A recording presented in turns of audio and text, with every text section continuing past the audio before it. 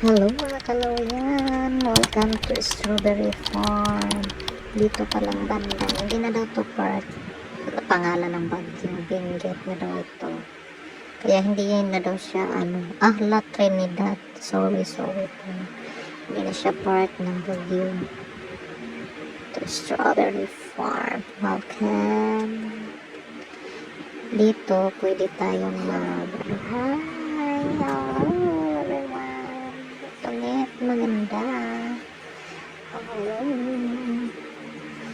Ayun, ito yung magaganda at gwapo sa BSE 3101. Yan ang aking anak. Ay, si Madam. Yan si Madam. Okay, siya na daw hahawak. Yan, gusto ko yan. Ayun, taas mo pa.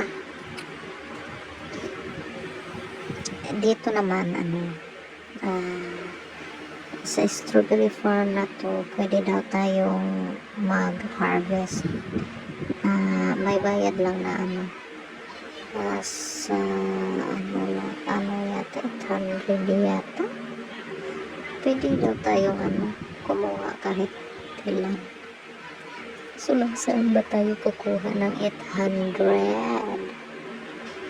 Nahirapan na nga tayo magbayad, tapos may 800 pa, kaya tingin na lang. Ang daming tao dito, sasakyan pa lang, dami talagang pumupunta sa Baguio, lalo na't mainit sa Manila. Hi, hello everyone, selfie na naman. Yes, yan. Ayun, may sila, ice cream, strawberry, kaso sobrang mahal, 50 pesos. 50 pesos ba naman? Mabibili lang natin yun sa 15 pesos sa Manila. Okay, wala.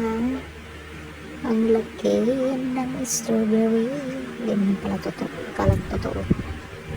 Yan, malalaman mo talaga na strawberry farm siya kasi may siya, malaking symbol ng strawberry.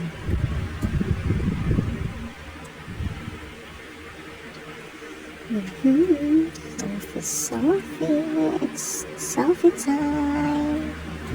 Ayun, hinahanap pala ko, Madam. Yeah, Madam. Ayun,